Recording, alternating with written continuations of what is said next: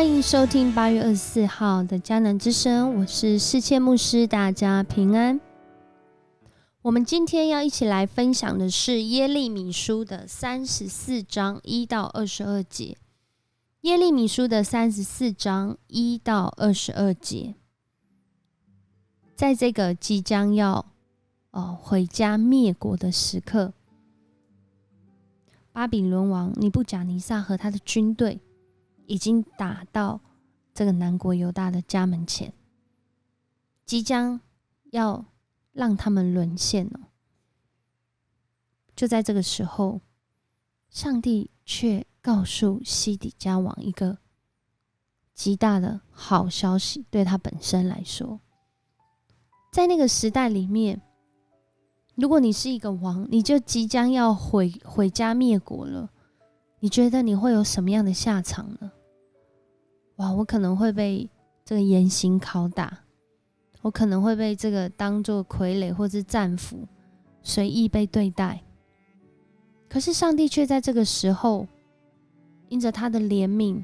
他对这位西底家王说，你会平安去世，人要埋葬你，为你烧香，正像你的祖宗，就是那些在你以前的王，有人埋葬他们，为他们烧香一样。人要为你唱挽歌，哀悼说，哀哉我们的王。我上主这样宣布了。其实上帝真的是怜悯西底家王，他让他仍有尊严的在最后的时刻，但是实际上我们看到今天后来的经文就知道，西底家王他最后并非善终，因为他面临他的孩子被杀掉，就在他的面前，而他自己最后呢眼睛也被挖掉，甚至一生被关在这个监牢里面，直到他死去。原来上帝这善终的恩典，可是为什么最后却是这个情况呢？因为在这段经文里面有说到，上帝的心意是要他释放这些希伯来的奴隶，释放这些奴隶，释放这些以色列人们他们自己的这个奴隶。他们先前立了约，好，那我们就是要照着上帝的话释放他们自己身边的这些奴隶。可是立完这个约之后呢，他们却改变主意，违背了跟上帝的约，把这些已经自由的人又被带回来，抓回来当作奴隶。所以上帝在这边告诉他们说，你们违背了自己的约，所以你们因着违背自己的约，你们会被交付给你们自己的敌人。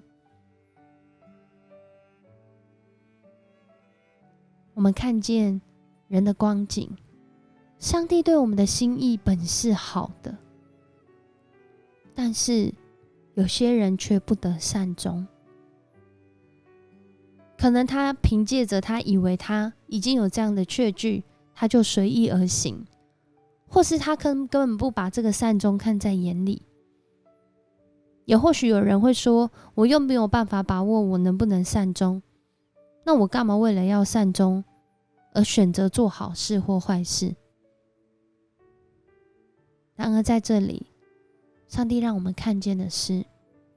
人的善终是来自上帝的恩典，而我们不论能不能善终，重要的是我们有没有活出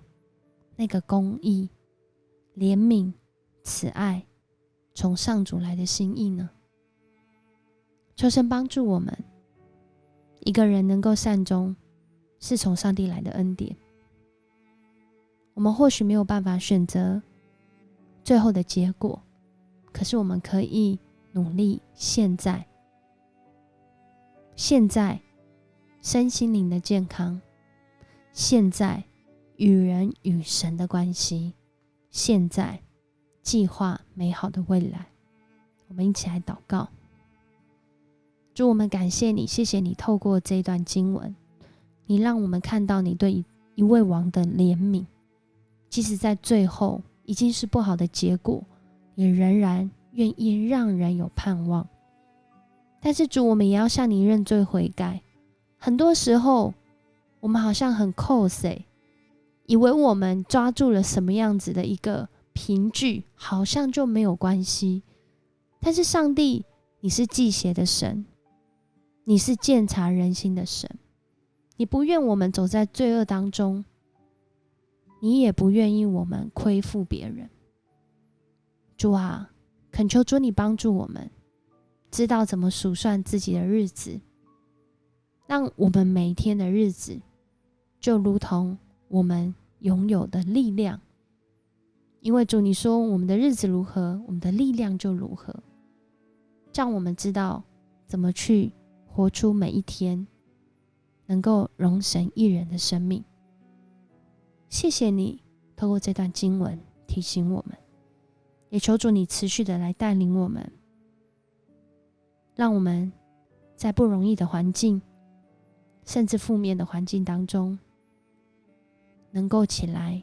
感谢数算你的恩典。